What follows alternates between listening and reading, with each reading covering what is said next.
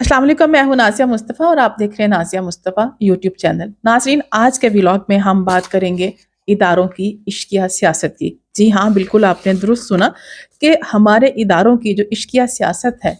और उसके साथ-साथ जो अब गहरी धुन छा चुकी है, उसमें हद-ए-निगाह इस हद तक सिफ़र हो चुकी है कि अब टकराव ऐन मुमकिन है, कुछ भी हो सकता है। इसी पर ही हम आज के प्रोग्राम में बात करेंगे और आपके सामने वो बातें रखेंगे जिनको सुनकर आपको लगेगा कि हाँ कुछ ना कुछ इसमें ऐसा ऐसी ऐसी हकीकत ज़रूर मौजूद है, ये बातें ऐसी नहीं हो रही। और बहुत से दानश्वर और सियासतदान यही बातें कर रहे हैं जिसका ज़िक्र आज के व्लॉग में हम करेंगे और इसी हवाले से मुझे खूबसूरत तहरीर मिली है, एक खूबसूरत कॉलम है जो मोहतरम इरफान सिद्दीकी साहब ने लिखा है। 2 जनवरी बरोज़ मंगल इनका ये कॉलम जो है वो शाया हुआ है रोज़नामा जंग में। आप कंप्लीट कॉलम वहाँ पर पढ़ सकते हैं। मैं अपने आज के व्लॉग में इनकी कुछ इसमें चंक्स जो हैं वो शामिल करूँगी क्योंकि कंप्लीट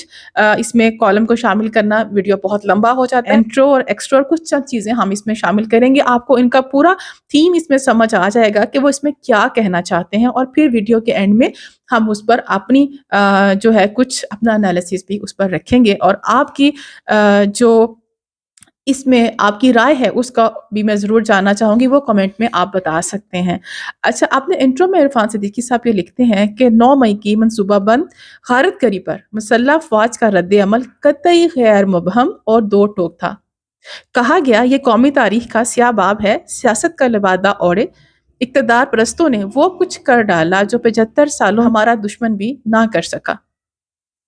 रियासत और रियासती इदारों के खिलाफ बगावत भड़काने वालों को कानून के शिकंजे में कसा जाएगा। फसादियों के बदनमा चेहरे इंसानी हकूक के पुरफरेब पर्दों में छुपने नहीं देंगे। 9 मई को भुलाएंगे ना माफ करेंगे। मंसूबा साजों को कैफरे किरदार तक ना पहुंचाया गया तो कल कोई बहुत बड़ी साजिश, कोई और सियासी गिरोह अपने मजमूम मकासद के लिए यही कुछ करेगा और ये बयानिया तवातर से दोहराया जाता रहा है। ये कॉलम के इब्तदाइये में उन्होंने लिखा है और उसके बाद काफ़ी डिटेल में उन्होंने लिखा है कि जो 16 जून 2019 से उन्होंने स्टार्ट किया है कि जब पहली दफ़ा जो अभी मौजूदा आर्मी चीफ हैं उस वक्त वो ISI के सरबराह थे, उन्होंने किस तरह से सारे मामलात से इमरान खान साहब को आगाह किया, जो उनके घर में जो करप्शन की कहानियाँ जो बन रही थी, वहाँ से लेके उन्होंने 9 मई तक सारे वाक़यात को इस कॉलम में जो है कलमबंद किया है। और इसके एंड में मैं आपके साथ ज़िक्र करना चाहूँगी जो उन्होंने इसके एंड में लिखा है, फिर हम इस पर बात करते हैं कि जो आज के हालात हैं वो किस कदर जो है वो मुश्किल हो रहे हैं, ना सिर्फ पाकिस्तान के लिए बल्कि कुछ सियासतदानों के लिए भी। और इसके जो एंड में वो लिखते हैं कि इस तकाफुल की ज़िम्मेदारी जिस पर भी है, इसका फ़ायदा तहरीक-ए-इंसाफ़ को पहुँच रहा है। 9 मई को सरमाया-ए-इफ्तिख़ार समझने और मंसूबा साज़ क़ियादत से वफ़ा का दम भरने वाले अमूमी सियासत के बेदाग और सादा मासूम किरदार बनने की कोशिश कर रहे हैं। फ़ौज के वाज़ेह अज़्म के बावजूद बदनमा चेहरे इंसानी हकूक़ के फ़रेब पर्दे में छुप रहे हैं। फ़ौज जिस शख्स को 9 मई का मरकज़ी किरदार और मंसूबा साज़ समझती है, अदालत इसे मासूम करार देकर इसके पैरोकारों को इजाज़त देती है कि वो जाएँ और इसी किरदारों से टिकटों की तक़सीम और इंतख़ाबी हिकमत अमली पर मुशावरत करें। अदलिया और फ़ौज की सोच का ये तज़ाद तशवीशनाक मंतक़े में दाखिल हो रहा है। और सबसे एंड में लिखते हैं कि मामलात इसलिए उलझ रहे हैं कि 9 मई की संगीनी अभी तक पूरी तरह आश्कार नहीं की जा सकी। तवील खामोशी के बायस धुन गहरी हो रही है, सिफर तक महदूद होती हद निगाह किसी भी हादसे का सबब बन सकती है। जी हाँ, ये तो था इरफान सिद्दीकी साहब ने जो कॉलम लिखा, इसकी कंप्लीट इसको आप पढ़ सकते हैं, जैसा कि मैंने आपको बता दिया है कि इनका 2 जनवरी को ये कॉलम शाया हुआ। अच्छा, इन्होंने जो इसमें बात की है और ये बात बिल्कुल दुरुस्त है कि हम लोग भी हमेशा इस पर बात करते हैं, इस पर लिखते भी हैं, सोशल मीडिया पर भी बहुत ज़्यादा लिखते हैं और फिर PTI के जो फॉलोवर हैं उनकी गालियाँ भी हमें सुनने को मिलती हैं और अजीब-अजीब अलक़ाबात से वो नवाज़ते हैं। बहरहाल हमारा काम है कि जो चीज़ सच है उसको सामने लाया जाए। देखिए, ये बात जिस तरह से इस कॉलम में भी यही लिखा गया है कि ये बात तय हो चुकी थी कि जो 9 मई के किरदार हैं, जो उस दहशतगर्दी में जो लोग मुलव्विस थे, उनको माफ़ नहीं किया जाएगा, उनको कैफ़रे किरदार तक पहुँचाया जाएगा या उनके मंतकी अंजाम तक पहुँचाया जाएगा। لیکن یہ چیز بھی ہم لوگوں کے سامنے ہے اور ہم لوگ بھی دیکھ رہے ہیں، آپ لوگ بھی اس چیز کو بخوبی جانتے ہیں کہ جس طرح سے عدالتوں سے ان کو ریلیف دیا جا رہا ہے، کبھی ایک چیز میں پھنسا دیا جاتا ہے، 2 دن کا ریلیف دیا جاتا ہے، یعنی کہ یہ جو چوہے بلی کا کھیل ہے یہ انہوں نے جاری رکھا ہوا ہے، اور ایٹ دی اینڈ جا کے ان کو پھر ریلیف مل ہی جاتا ہے کسی نہ کسی طرح سے۔ یعنی کہ یہ تاثر بھی بنایا جا رہا ہے کہ جی دیکھیں پی ٹی آئی کو تو بڑی مشکلات کا سامنا ہے، اور ان مشکلات کے باوجود وہ بھرپور طریقے سے لڑ رہی ہے اور وہ اپنا بیانیہ بنانے میں بڑی حد تک کامیاب بھی ہو رہے ہیں پی ٹی آئی والے۔ لیکن وہ بات کہاں گئی، وہ بیانیہ کہاں گیا جس کا تواتر سے اس چیز کو دہرایا جاتا رہا کہ ان کرداروں کو معاف نہیں کیا جائے گا؟ تو پھر یہ ان کو اتنی رعایت کیوں دی جا رہی ہے؟ کہا جا رہا ہے کہ جی وہ تو بڑے معصوم ہیں، ان کو کسی چیز کا پتہ ہی نہیں ہے۔ اگر ہمارے اداروں کی یہ سوچ ہے، جو عشقیہ سیاست ہے نا، اب اس کو ختم ہو جانا چاہیے، کیونکہ پاکستان کو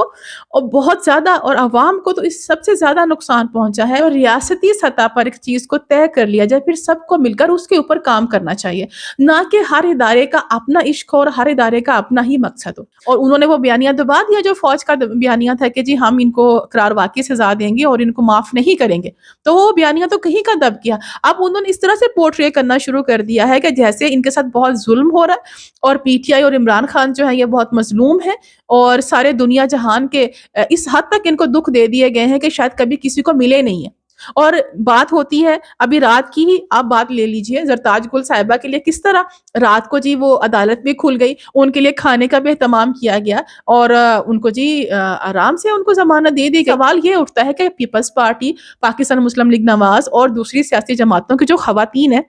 وہ خواتین نہیں ہیں، کیا وہ جیلوں میں نہیں رہی ہیں؟ تو اتنا پھر یہ اپنی ہر چیز کو اس طرح سے پروپیگیٹ کرتے، اتنا پروپیگنڈا اس پہ کیا جاتا ہے کہ جی آپ خواتین کے بارے میں یہ نہ لکھیں، آپ بیٹی، اب جی وہ بیٹی ہے کسی کی، یہ نہ لکھیں۔ تو کیا جو دوسری سیاسی جماعتوں کی خواتین ہیں وہ کسی کی بیٹی، بہو یا بیوی نہیں ہے؟ کیا صرف ان کی ہی جو خواتین ہیں وہی زیادہ محترم ہے؟ تو ہمیں اس تفریق کو ختم کرنا چاہیے، اگر سب کو پھر برابر رکھیں یا پھر سب کو ڈھیل دے دیں۔ یہ نہیں ہوتا جو ابھی اس ملک میں جو ابھی صورتحال بن رہی ہے، عجیب و غریب قسم کا تماشا یہاں پہ شروع ہو رہا ہے، کوئی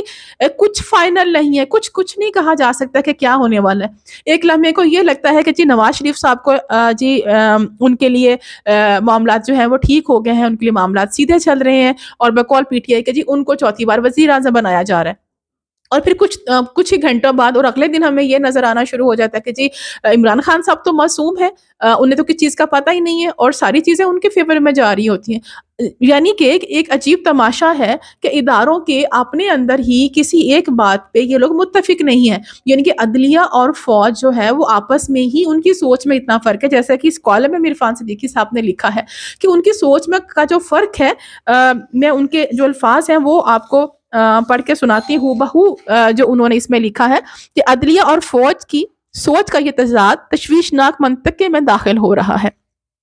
اور اس میں کوئی شک نہیں ہے کہ، اور دوسری طرف اگر ہم فوج کی بات کریں تو لگتا ایسے ہے کہ جنرل عاصم منیر صاحب کو بھی 2 طرح کے پریشر کا سامنا ہے۔ ایک پریشر جو ان کے اندر سے ہے، اپنی ادارے کے اندر سے ہی ہے، اور ایک ان کو باہر سے بھی مل رہا ہے۔ یعنی کہ ابھی آپ دیکھیے کہ جب یہ تحریک عدم اعتماد ہے، اس سے پہلے تو سب معاملات ان کے ٹھیک چل رہے تھے، تو انہوں نے تو اگلے 5 سال کی بھی منصوبہ بندی کر لی تھی کہ شاید یہی لوگ جو ہیں وہ اگلی بار بھی آئیں گے، تو لہٰذا انہوں نے اپنا وہ ایک ٹیئر جو تھا وہ بنا چکے تھے۔ ان کا جو فرسٹ ایئر تھا فوج کے اندر بھی، اب کی ڈھکی چھپی بات نہیں ہے، اب تو یہ بات بالکل کھل کر سامنے آ چکی ہے کہ فوج کے اندر ابھی بھی وہ لوگ، وہ کچھ گروپس ایسے موجود ہیں،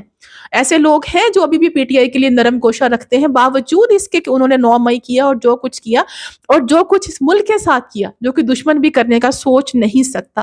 اور اسی طرح سے عدلیہ کے اندر بھی موجود ہیں، ان کے لیے ابھی بھی نرم گوشہ رکھنے والے لوگ موجود ہیں، اور اس کا عملی ثبوت ہمیں مل رہا ہے ابھی جو کچھ عدلیہ کے فیصلے آ رہے ہیں۔ تو اس ساری صورتحال کا، اس جو گہری دھند چھا چکی ہے پاکستانی سیاست میں، اس کا ذمہ دار کون ہے؟ یہ پھر جو دھند اتنی گہری مزید ہوتی چلی جائے گی تو یقیناً ٹکراؤ پھر ہوگا، اور اب معاملات جو ہیں وہ اتنے اچھے نہیں ہوں گے، پاکستان کے لیے حالات اتنے اچھے نہیں ہوں گے۔ اس کا نقصان چلے ایک کسی خاص سیاسی جماعت کو ہو نہ ہو،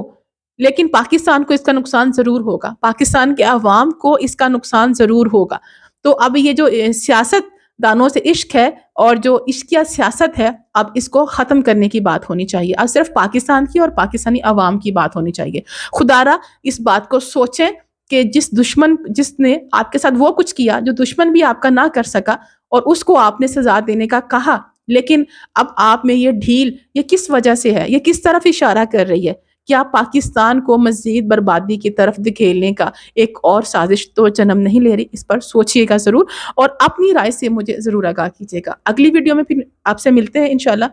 اجازت دیجیے، خدا حافظ۔